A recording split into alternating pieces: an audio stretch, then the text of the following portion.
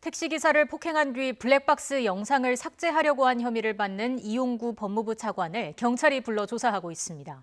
지난해 11월 사건이 발생한 뒤 6개월여 만인데 경찰 진상조사단은 당시 수사경찰이 조직적으로 사건을 무마하려고 했는지를 집중적으로 조사하고 있습니다.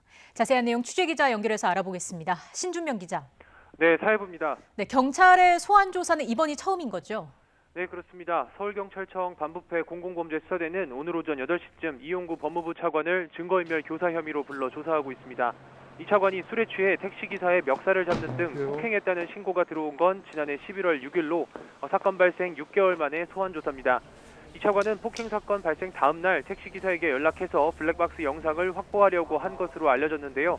다음 날에는 택시기사에게 합의금을 건네고 영상 삭제도 요구한 것으로 전해졌습니다. 자, 이 차관의 증거인멸 교사 혐의뿐만 아니라 당시 경찰의 봐주기 수사 의혹도 불거졌죠.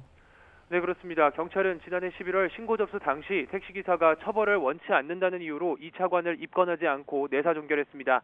그런데 당시 사건 현장에 출동했던 서초파출소 경찰관은 피해자의 의사와 무관하게 처벌하는 특가법상 운전자 폭행죄를 적용해 서초서에 보고한 것으로 파악됐습니다.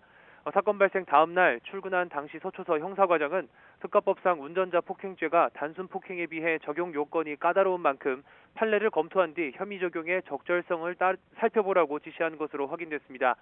검토 결과 반의사 불벌죄인 단순 폭행죄가 적용돼 택시기사의 의사에 따라 내사가 종결된 건데요. 얼마 뒤 사건이 뒤늦게 언론에 보도되면서 봐주기 수사 의혹이 일었습니다. 당시 수사를 맡은 서울 서초경찰서는 이 차관이 단순히 변호사라는 것만 알았고 구체적인 경력은 전혀 몰랐다며 봐주기 수사 의혹을 부인했지만 진상조사단 조사 결과 피해자 조사 전에 서초서장은 가해자인 이 차관이 유력한 공수처장 후보라는 내부 보고를 받았고 형사과장도 같은 날 업무용 컴퓨터로 관련 기사를 검색했습니다. 사건 현장에 출동했던 생활안전관은 직원 10여 명에게 이 같은 내용을 전파한 것으로 확인됐습니다. 또 진상조사에서 사건 초기 수사경찰이 블랙박스 영상을 확인했지만 담당 수사관이 묵살한 것도 확인됐습니다.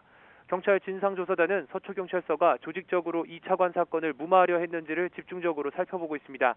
또 이 차관이 운전 중인 택시기사를 폭행했다며 운전자의 처벌 의사와 관계없이 특가법을 적용해 수사해야 한다는 고발장이 접수되면서 검찰은 지난 22일 이 차관을 소환해 조사하기로 했습니다.